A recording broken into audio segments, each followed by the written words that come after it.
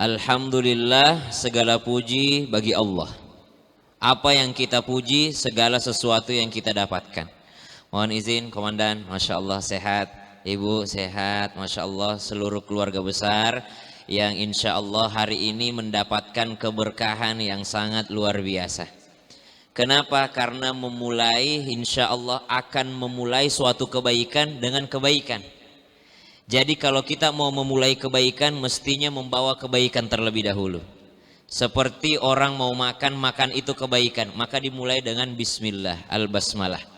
Jadi sholat itu adalah kebaikan, memulainya juga memilih pakaian yang baik.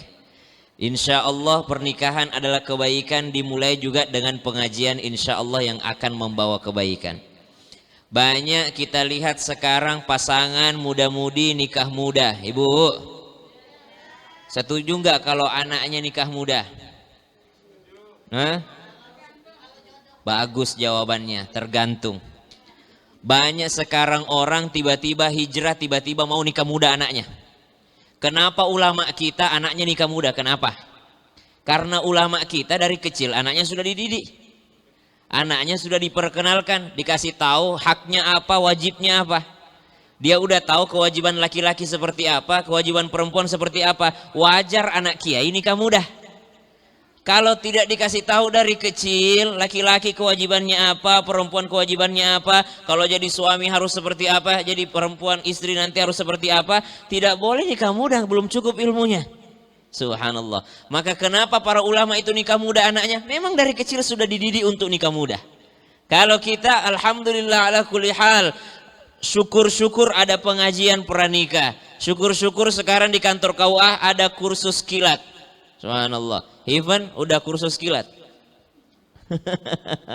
Ada kursus kilatnya nanti di KUA sebelum melangsungkan akad nikah. Jadi latihan itu bukan hanya latihan saya terima nikahnya, saya terima nikahnya. Bukan hanya latihan itu. Kalau cuma latihan mengucapkan kalimat itu sebentar selesai. Tapi pernikahan bukan ibadah 5 menit. Pernikahan bukan ibadah 1 menit, 2 menit. Yang 1 menit itu akadnya aja, ijab kabulnya saja. Simple. Saya terima nikahnya Fulana binti Fulan dengan mahar tersebut tunai. Bahkan kalau nggak bisa panjang-panjang, cukup aja ucapkan saya terima. Selesai. Saya terima sudah selesai. Qabiltu. Kalau bahasa qabiltu nikahaha wa tazwijaha bil mahril madhkur. Yang disebutkan. Mau pakai bahasa Inggris juga jadi. Mau pakai bahasa Sunda juga jadi. Bahasa Jawa juga jadi. Aslinya pernikahan itu mudah, yang mudah adalah ijab kabulnya. Tapi setelah itulah yang paling penting. Apa yang akan kita pelajari pagi hari ini yang mulia ini? Insya Allah untuk mempelai Ayu, karena ini adalah acara pengajiannya Ayu. Ayu gampang sekali menjadi istri. Kira-kira deg-degan gak mau menjadi istri? Menjadi seorang istri paling gampang masuk surga. Paling mudah masuk surga perempuan itu. Kata Nabi sallallahu alaihi wasallam, "Idza shallatil mar'a khamsaha." Perempuan cukup jaga salat 5 waktunya. Jadi perempuan tuh enggak repot-repot disuruh salat sunah tahajud, salat duha, salat qabliyah, ba'diyah. Enggak usah banyak-banyak. Idza shallatil mar'a khamsaha. Untuk Ayu insyaallah tolong dipegang ini. Yang pertama kata Nabi, jaga salatmu. Salat 5 waktunya tolong diperhatikan. Idza shallatil mar'a khamsaha wa shamat syahraha, dan puasa di bulan Ramadan diperhatikan. Enggak usah banyak-banyak puasa sunnah perempuan, Senin Kamis, apalagi tidak dapat izin suami. Mesti izin. Wajib izin suami kalau perempuan mau puasa sunnah. Tapi puasa wajibnya harus diperhatikan. Shallatil mar'a khamsaha. Kalau perempuan sudah salat 5 waktu, kemudian wa shamat syahraha, puasa di bulan suci Ramadan. Kemudian wahafizat farjaha, menjaga kesuciannya, kehormatannya, kemuliaannya. Kemudian yang terakhir wa ta'at zaujaha, dan dia taat terhadap suaminya. 4 aja nih yuk. Kalau dikerjakan, Mbak Ayu insya Allah dikatakan qila laha, katakan kepadanya untuk silahkan masuk surga all access. Kita kalau ke hotel, kamar kita lantai 7, kita punya kartu masuk lift, nggak bisa kita ke lantai 8, nggak bisa. Kita kalau kamar kita di lantai 6, kita nggak bisa ke lantai 7. Itu kartu itu khusus buat lift ruangan lantai 7 aja, nggak bisa kemana-mana. Tapi begitu juga nanti di surga. Ada orang pintu sholat, ada orang pintunya pintu zakat, pintu sedekah, pintu haji, pintu umrah. Itu pintu mereka. Tapi bagi perempuan yang sudah menjalankan 4 tadi ini Ayu, gampang banget Mbak Ayu untuk masuk surga. Sholatil mar'a khamsah, sholat 5 waktu, insya Allah jaga ya. Sholat 5 waktunya tolong dijaga. Tolong diperhatikan pas nanti akad nikah. Diperhatikan sholatnya. Jangan sampai akad nikah menghalangi sholat. Masa mau memulai bahtera rumah tangga sudah melawan Allah. Banyak itu yang seperti itu. Baru mau mulai pernikahannya sudah melawan Allah. Bagaimana mau Allah berkahi pernikahannya? Baru mau memulai pernikahannya sudah yakni melawan perintah Allah. Maka mulai dengan kebaikan. Jaga sholat 5 waktunya. Kalau perlu bilang sama MUA-nya, saya wudhu dulu sebelum make up. Kau siap-siap touch up kembali. Karena waktu sholat saya mau sholat. Sholat 5 waktunya dijaga. Pengantinnya saja, Bu, saya ingatkan seperti ini. Apalagi cuma tamunya. Tamunya yang banyak yang lupa sholatnya. Pengantinnya aja sholat, tamunya nggak sholat.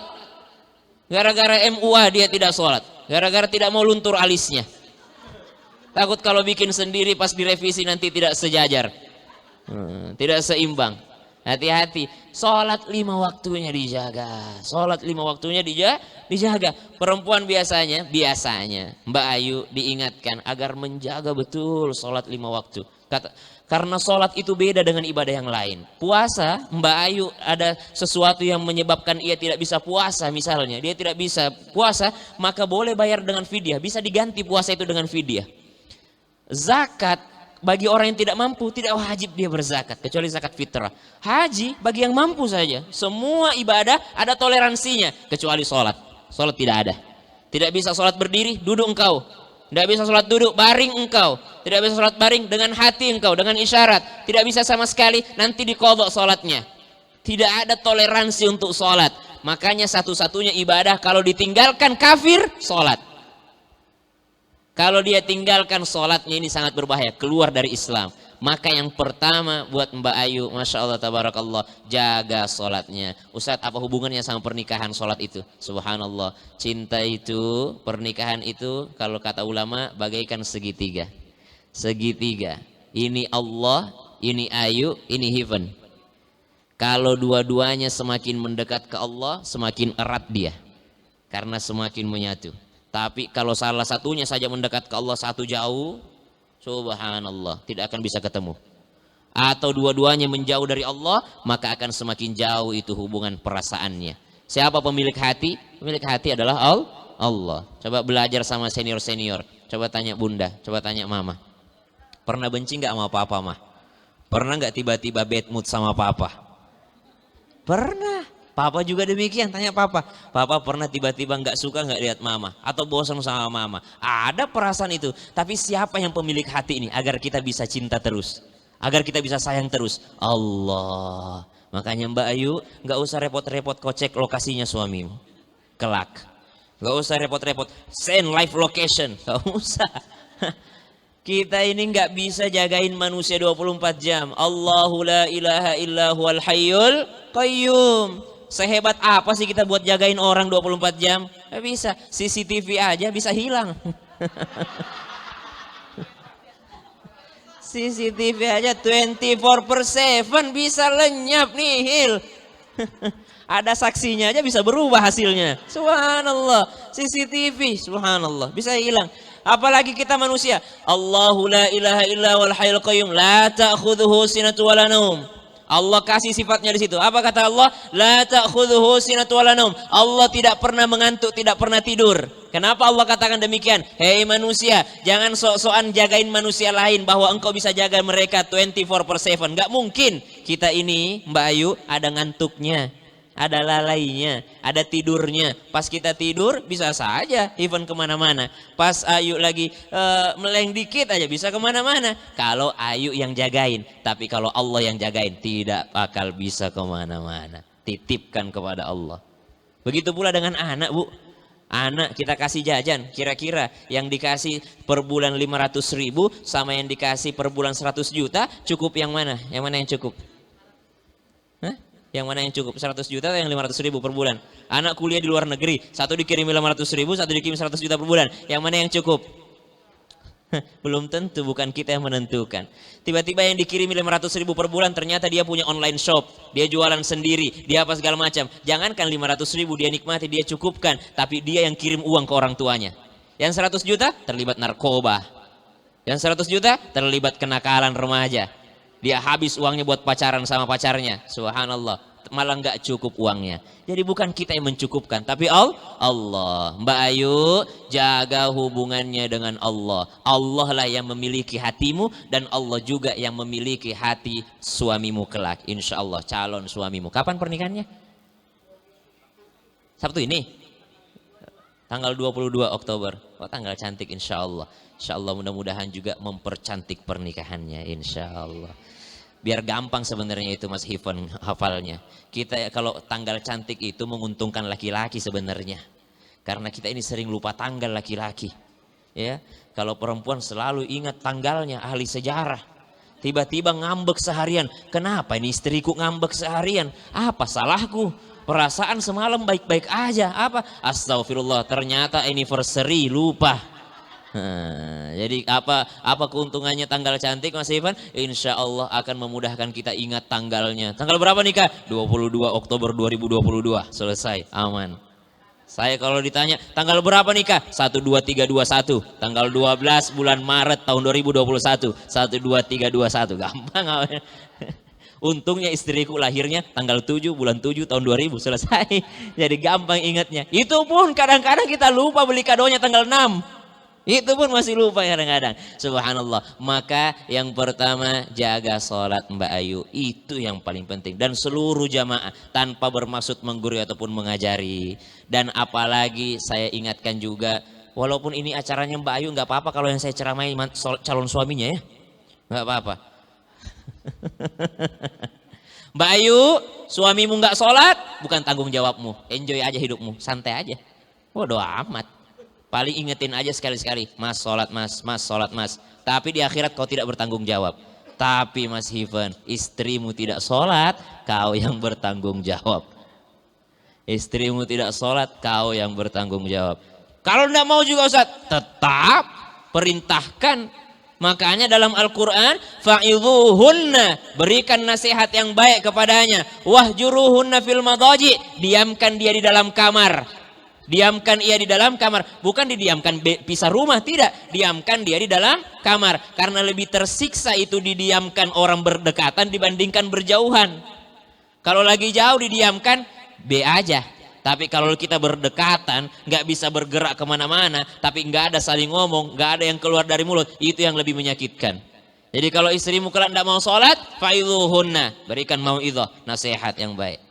Tapi alhamdulillah, patutlah engkau bersyukur kepada calon mertuamu, karena alhamdulillah pengajian sudah pakai hijab, akad nikah nanti sholatnya sudah dijamin sama orang tuanya, insya Allah. Makanya pilih pasangan karena agamanya. Jamaah, kita tuh pilih pasangan karena apanya? Satu, hartanya. 5 liha, karena hartanya. Satu, harus harta duluan, tidak boleh agama duluan. Susunannya begini, harta duluan. 5 liha, hartanya dulu dilihat. Kemudian apanya? Li jamaliha, tampangnya, gantengnya, cantiknya. Baru apa? Wal nasabiha, nasabnya, keturunannya, jabatannya, pangkatnya. Baru terakhir agamanya. Walidiniha, fadfar bidzatid din. Kenapa agama terakhir bukan agama yang pertama? Karena agama yang menentukan segalanya. Oh, kaya? Kaya alhamdulillah. Ganteng? Ganteng alhamdulillah. Pangkatnya bagus, nasabnya bagus, darahnya bagus, alhamdulillah, keturunan raja, pangkatnya juga bagus. Sholat nggak? Nggak sholat, nggak usah diterima. Makanya terakhir agama itu. Sholat nggak? Nggak sholat, nggak usah diterima. Mau tampan kek, mau kaya kek, mau bagus pangkatnya, tapi nggak sholat, gugur semua yang 3 tadi terakhir. Nah, jangan agama pertama. Kalau agama pertama bahaya. Sholat nggak? Alhamdulillah sholat. Kaya nggak? Kaya alhamdulillah. Tampan nggak? Tapi nggak tampan, nggak usahlah. Subhanallah, gugur agama karena nggak tampan. Nah, jadi makanya agama ditaruh belakangan. Begitu pula sebaliknya, kaya nggak? Nggak kaya. Tampan nggak? Nggak tampan. Cantik nggak? Nggak cantik. Keturunannya? Keturunan orang biasa. Tapi hafal Quran. Terima, karena agamanya bagus. Terima. Gugur semua tadi kekurangan-kekurangan karena agamanya bagus. Itu yang disebut dengan fadfar bidaciddin. Pilih karena agamanya, taribat yadak. Engkau akan bahagia. Yang kedua, setelah sholatnya diperhatikan Mbak Ayu, puasanya diperhatikan, jaga kemuliaannya dan taat kepada suaminya. Taat kepada suaminya dalam hal sesuai dengan syariat. Jadi taatnya itu gini loh. Jadi nggak mesti juga Mbak Ayu misalnya, pokoknya kamu harus pakaian saya pakaian ada yang disukai oleh suami, pakaian syar'i sih, ya. Tapi misalnya dia bilang, pokoknya kamu harus pakai baju ungu. Tiba-tiba warna kesukaan Mbak Ayu pink sebenarnya gitu. Dia lagi pengen baju pink gitu. Tapi kata suaminya nanti, kau harus pakai baju ungu. Apakah kalau kita pakai baju pink itu adalah melawan, tidak taat? Sebenarnya taat aja. Tapi boleh kita mengajukan saran. Boleh nggak mas kalau aku pakai baju pink aja? Gitu. Kalau istri yang begini bukan berarti dia melawan. Tapi dia memberikan opsi kepada suaminya. Jamaah. Yang betul-betul tidak boleh melawan kalau perintah suami sesuai dengan syariat. Tapi istri tidak mau mendengarkan. Nah, yang kedua, apa yang mesti dipelajari sebelum pernikahan? Mohon izin Mas Hivan, insya Allah engkau akan menjadi seorang imam. Seorang imam itu mestilah yang cerdas. Seorang imam itu mestilah yang tahu meringankan daripada kewajiban istrinya. Apa sih adabnya seorang suami dalam rumah itu? Satu, ashiruhunna bil ma'ruf. Pergaulilah ia dengan baik. Pergaulilah ia dengan baik. Apanya pergauli dengan baik? Bukan hanya urusan nafkah batin dia dipergauli dengan baik, tapi kesehariannya. Jangan pernah engkau menghina ia. Jangan engkau pernah menghina atau merendahkan perempuanmu. Jangan engkau menggunakan ayat An-Nisa 34 untuk menginjak-injaknya. Banyak kan laki-laki begitu.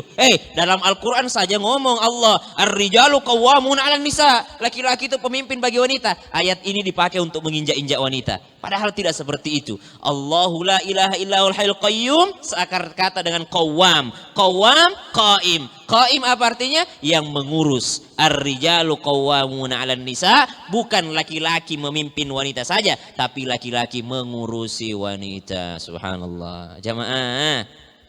Maka mesti ia meringankan beban daripada istrinya. Yang kedua, apa dalam adab seorang suami? Adab seorang suami mestilah dia mempunyai tutur kata yang lembut. Tutur kata yang lembut terhadap istrinya. Jangan pernah berkata kasar terhadapnya. Jangan pernah merendahkan martabatnya. Jangan pernah merendahkan ia. Kamu tidak bakal masuk surga kalau saya tidak ridho. Wah, kau itu surgamu ada sama saya. Subhanallah. Jangan sampai seperti demikian. Yang ketiga apalagi? Meringankan bebannya. Seorang laki-laki yang baik, suami yang baik, insya Allah Mas Hivan akan seperti ini. Apa itu seorang suami yang baik? Seorang suami adalah yang meringankan beban istrinya. Dia kalau mau kopi bikin sendiri. Tapi saya diajarin gini Mas Hivan sama guru saya. Malam pertama nanti, jangan pernah kau tolak itu penawaran istrimu. Kalau istrimu bilang, mau kopi mas? Mau. Mau teh mas? Mau. Mau ini mas? Mau. Pokoknya mau aja. Iya aja. Karena malam pertama yang menentukan segalanya. Kapan kau bilang, mau kopi mas? Gak usah lah, capek kamu ntar. Gak usah nanti. Capek terus itu 10 tahun ke depan. Malam pertama itu saya diajari guru saya seperti itu. Jadi yang menentukan itu malam pertamanya Mas Ivan. Kalau dia tawari mau kopi mas, langsung bilang iya mau, siap. Iya mau, iya mau, iya mau. Nah, langsung ambilkan, suruh ambilkan. Kenapa? Itu yang menentukan segalanya nanti ke depannya. Kapan malam itu kau bilang, gak usah lah, aku bisa ambil sendiri. Oh, 10 tahun ke depan kau ambil sendiri. Sampai 20 tahun bakal kau bikin sendiri kopimu. Maka malam pertama ya yang menentukan. Subhanallah. Jamaah. Jamaah. Alhamdulillah. Kemudian yang ketiga, laki-laki itu mesti mengerti cara menunjukkan cintanya. Nah, ini adabnya seorang suami. Mas Ivan, perempuan itu suka surprise. Perempuan suka ditunjukkan cintanya. Nabi SAW itu menunjukkan cintanya kepada istrinya. Jamaah. Ini bulan Maulid, kita bicara Nabi, bagaimana Nabi kepada istrinya. Jadi Ibunda Aisyah cerita, Bunda Aisyah radhiyallahu taala anha warḍaha cerita, kata Bunda Aisyah, pernah saya bertemu dengan Nabi SAW, lalu Nabi dalam keadaan good mood. Jadi moodnya lagi bagus. Jadi ketika Nabi moodnya lagi bagus, saya pun iseng aja gitu. Ya Rasulullah, wahai suamiku, doain aku dong gitu. Karena Aisyah melihat suaminya dalam keadaan bagus moodnya, maka Bunda Aisyah bilang, suamiku doain aku dong. Nanti sekali-sekali Mbak Ayu boleh gitu, minta didoain sama suaminya. Lalu apa yang dilakukan Nabi SAW ketika Ibunda Aisyah minta didoain? Nabi SAW mengangkat tangannya lalu mengatakan, Aisyah, engkau ingin didoakan? Kata Bunda Aisyah, ya Rasulullah, saya ingin didoakan. Maka Nabi mengangkat tangannya, Allahumma gfir li Aisyah. Ya Allah, ampuni dosanya Aisyah, yang telah lalu dan yang akan datang, yang terang-terangan ataupun yang dia sembunyikan. Ampuni seluruh dosanya Aisyah, ya Allah. Ampuni dosanya istriku, ya Allah. Subhanallah. Saking bahagianya Ibunda Aisyah, ya, cara Nabi nunjukin cintanya itu didoain. Saking bahagianya Ibunda Aisyah lalu menjatuhkan kepalanya ke pahanya Nabi. Subhanallah. Ya, pengen digituin Bu. Menjatuhkan kepalanya ke pahanya Nabi. Kata Nabi SAW, apakah sebahagia itu engkau kudoakan? Kata Aisyah, ya iyalah, istri mana yang tidak bahagia didoakan diampuni dosanya oleh suaminya, didoakan masuk surga. Tentu saja saya bahagia ya Rasulullah, apalagi suamiku adalah Nabi, apalagi aku tahu bahwa doamu pasti diterima. Ya aku tentu bahagia, sungguh bahagia aku wahai Rasulullah. Apa jawaban Nabi pada saat itu? Kata Nabi, kalau engkau kudoakan satu kali saja sebegitu bahagianya, bagaimana dengan umatku? Itu adalah doa untuk umatku di setiap salatku. Subhanallah. Jadi kalau Aisyah sekali aja didoain begitu bahagianya, kita di tiap sholatnya Nabi doain kita, Allahumma ghfirli ummati, ya Allah ampuni dosanya daripada umatku, ya Allah ampuni dosanya. Jadi Nabi pandai menunjukkan cinta. Jadi Mas Hifan nanti tunjukkan cinta, jangan ada gengsi-gengsian, mentang-mentang saya polisi, mentang-mentang dia berwibawa di luar, di dalam rumah jangan berwibawa. Di dalam rumah Nabi SAW di luar panglima perang, pulang ke rumahnya jadi kuda-kudaan buat cucunya. Nabi di luar rumah panglima perang, pulang ke rumahnya, ya Aisyah ada sarapan nggak? Nggak ada sarapan. Kalau begitu aku lagi puasa. Aku puasa, seorang panglima perang, manusia paling mulia, pangkat tertinggi yang ada di dunia ini, jabatan tertinggi ada di dunia ini. Nabi SAW pulang ke rumahnya nggak ada sarapan, nggak marah. Apa katanya? Saya lagi puasa. Pernah Nabi lagi puasa, dia pulang. Pas dia pulang, kecium bau masakan. Padahal hari Senin, Nabi lagi puasa. Aisyah langsung tersadar, kata Aisyah, astagfirullah, Nabi lagi puasa nih. Apa jawaban Nabi SAW? Enggak kok, aku lagi enggak puasa kok. Itu masakan kayaknya enak banget, aku batalin deh puasaku. Menghargai istri, subhanallah.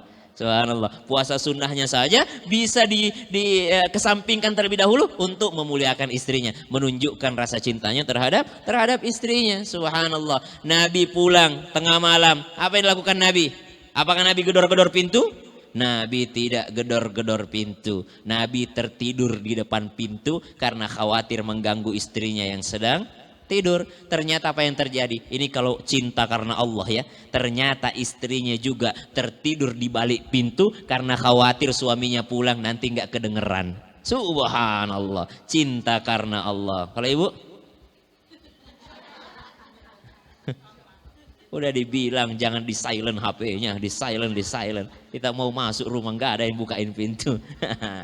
Subhanallah. Jadi begitulah Nabi SAW menunjukkan cintanya. Cinta karena Allah itu sederhana. Nabi nggak butuh rumah mewah, Nabi nggak butuh mobil mewah, Nabi nggak butuh uang banyak, tapi karena disandarkan kepada Allah Subhanahu Wa Taala, maka cinta itu bisa menjadi cinta yang sejati. Mbak Ayu, jaga sholatmu, taat kepada suamimu. Yang ketiga, dalam kitab Allamatnil Haya, kehidupan telah mengajariku, pasal pertama yang diucapkan di situ, kama tadi nutudan, bagaimana engkau memperlakukan, begitu pula engkau akan diperlakukan. Kalau engkau hendak punya anak soleh, maka hendaklah engkau menjadi anak yang solehah untuk kedua orang tuamu. Mas Hifan, jangan kau bermimpi punya anak yang baik kalau kau tidak baik kepada orang tuamu. Jangan bermimpi kau punya anak soleh kalau kau tidak soleh terhadap orang tuamu. Nanti tanggal 22 Oktober insya Allah kalian akan punya orang tua 4. Kalian akan punya orang tua tambahan.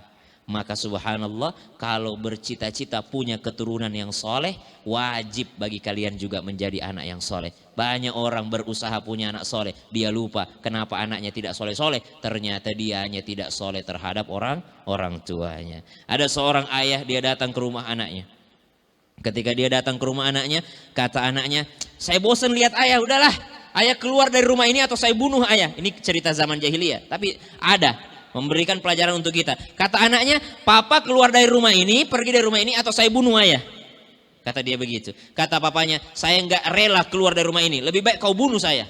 Kata anaknya, baiklah, ambil pedang anaknya. Kata bapaknya, jangan kau bunuh saya di sini, saya membesarkan engkau di rumah ini. Kalau kau mau bunuh saya di ujung padang pasir sana. Apa kata anaknya? Ayah, apa bedanya sih engkau mati di sini dengan engkau mati di sana, sama-sama mati juga. Gak usah jauh-jauh. Apa kata bapaknya? Karena di sanalah dulu saya bunuh bapakku.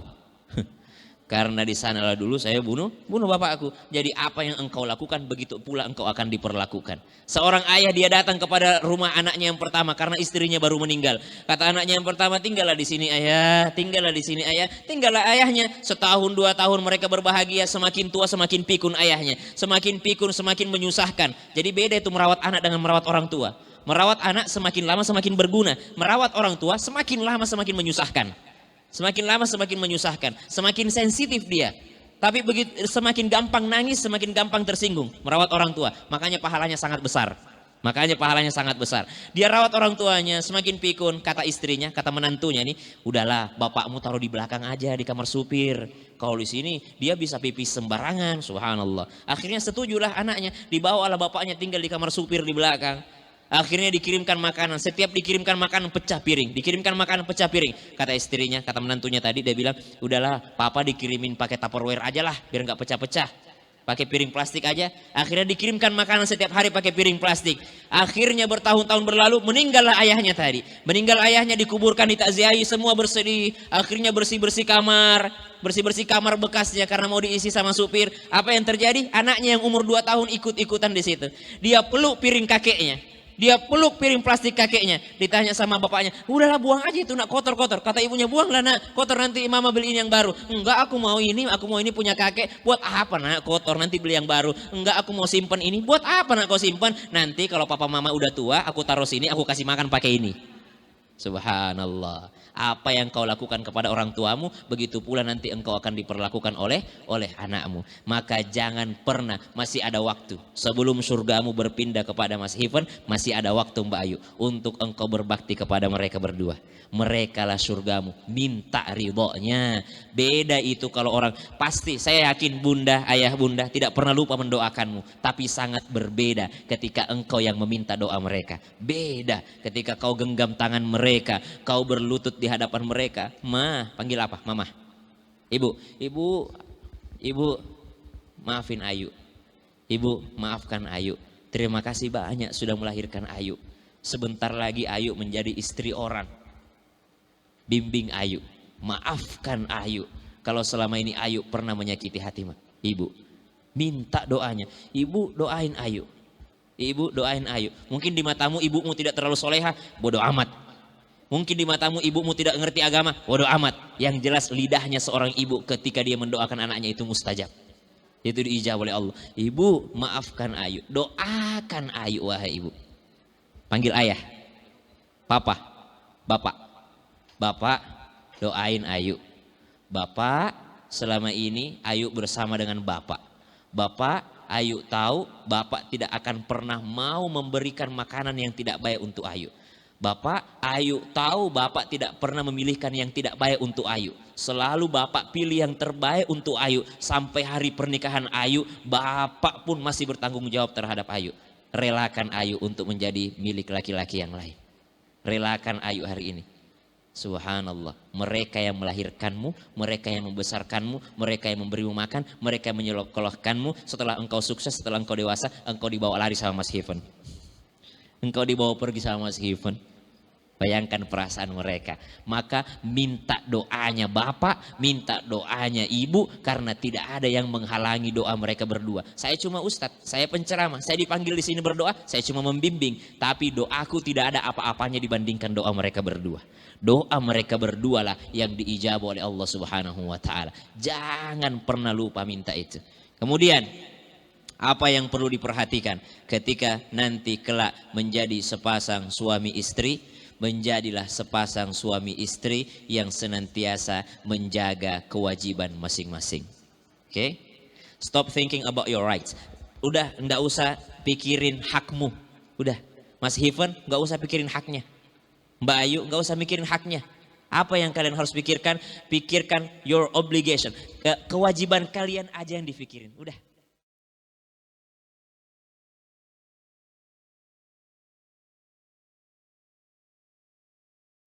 Terus kewajiban saya sebagai istri ini, Mas Hiven, kewajiban saya sebagai suami ini, udah nggak usah nuntut hak itu akan datang dengan sendirinya. Allah yang akan menyampaikan haknya. Banyak orang sibuk mencari haknya, padahal dia lupa untuk menjalankan kewajibannya. Taati suamimu, selesai. Mas Hiven, nafkahi ia dengan baik. Tidak pernah bapaknya kasih makanan yang tidak baik, tidak pernah bapaknya kasih pendidikan yang tidak baik. Bapaknya selalu berusaha ngasih yang terbaik untuk anak gadisnya. Bapaknya selalu ngasih yang terbaik untuk putrinya, putri tercintanya. Jangan pernah kau nafkahi dia dengan sesuatu yang tidak baik. Kemudian didik dia. Kenapa? Karena banyak orang sibuk nafkah materi saja, tapi lupa memberikan nafkah pendidikan. Padahal materi itu urusan Allah. Materi itu, rezeki itu urusan Allah. Yang menjadi tanggung jawab Mas Hiven nanti adalah nafkah pendidikan agamanya. Ketika nanti ditarik, kenapa kau tidak sholat? Saya tidak sholat, ya Allah, suamiku nggak pernah suruh aku sholat. Kenapa kau tidak nutup aurat? Suamiku fine-fine aja. Bahkan aku pernah nutup aurat, ya Allah, tetapi suamiku bilang aku terlalu tua pakai hijab. Hari banyak suami seperti itu. Ngapain sih kau pakai hijab panjang seperti itu kayak nenek-nenek? Jangan pernah seperti itu. Subhanallah, maka itu semua akan dipertanggungjawabkan di akhirat kelak. Saya mendoakan kedua mempelai, begitu pula orang tuanya, begitu pula seluruh kerabatnya dan seluruh yang hadir di sini mendapatkan keberkahan dari Allah Subhanahu wa taala dan rahmat dari Allah Subhanahu wa taala. Ketika Ashabul Kahfi mau masuk ke dalam goa, dia melihat tempat ini tidak layak untuk ditempati tidur, tapi mereka bisa tidur selama 309 tahun. Apa yang membuat mereka tidur nyenyak? Karena mereka meminta rahmatnya Allah. Rabbana atina billadunka rahmah. Banyak orang punya kasur yang empuk, rumah yang mewah, mobil yang mewah, tapi nggak bisa tidur malam hari, nggak bisa makan enak. Kenapa? Karena tidak mendapatkan rahmat Allah. Maka sama-sama kita mengangkat tangan, semoga kita semua mendapatkan rahmatnya Allah Subhanahu wa taala. Wabil khusus untuk mempelai, insya Allah calon mempelai Ayu dan Hiven, semoga Allah Subhanahu wa taala memberikan rahmat, keberkahan dan keturunan yang soleh dan salehah serta sakinah nanti kelak, dan dilancarkan hari pernikahannya, akad nikahnya dilancarkan, tidak ada halangan, tidak ada ujian pernikahnya, insya Allah bisa dilalui dengan baik ya. Semua musibah halangan yang ada, bisikan-bisikan tetangga, karena kalau kita mau menikah itu banyak bisikan yuk. Banyak Hiven, banyak bisikan, ibu mau dekorasi ini, bapak mau yang ini, banyak itu, banyak halang-halangi, calon mertua mau ini, orang tua mau ini, banyak itu semua anggap saja itu sebagai bumbu-bumbu. Anggap saja sebagai bumbu-bumbu. Kapan lagi? Setelah engkau nikah, semua akan terserah suamimu. Sekarang turutilah maunya orang tuamu. Setelah kau menikah, pindah surgamu sama suamimu. Sekarang kalau bapakmu mau yang ini, ikuti. Sekarang kalau ibumu mau yang ini, ibu maunya make upnya yang ini, ikuti aja lah. Ibu maunya pakaian yang ini, ikuti aja lah. Udah terakhir, udah setelah akad nikah kau pindah sama suamimu. Kau pindah taatnya sama suamimu. Udah turuti aja udah. Orang tua seperti itu. Orang tua kita. Kapan lagi? Dia yang melahirkan kita, dia yang membesarkan kita, dia yang nyusuin kita, dia yang mendidik kita. Dia juga pengen acara pernikahan kita. Pasti orang tua memilihkan yang terbaik. Pasti orang tua memilihkan yang terbaik. Tidak ada orang tua yang mau yang jelek terhadap anaknya. Al-Fatihah. أعوذ بالله من الشيطان الرجيم بسم الله الرحمن الرحيم الحمد لله رب العالمين الرحمن الرحيم مالك يوم الدين إياك نعبد وإياك نستعين اهدنا الصراط المستقيم صراط الذين أنعمت عليهم غير المغضوب عليهم ولا الضالين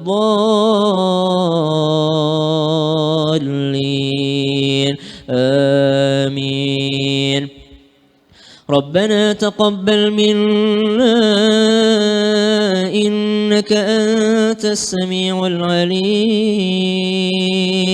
وتب علينا إنك أنت التواب الرحيم ربنا أفرغ علينا صبرا وتوفنا مسلمين وألحقنا بالصالحين ربنا أفرغ علينا صبرا وثبت أقدامنا وانصرنا على القوم الكافرين ربنا ظلمنا أنفسنا وإن لم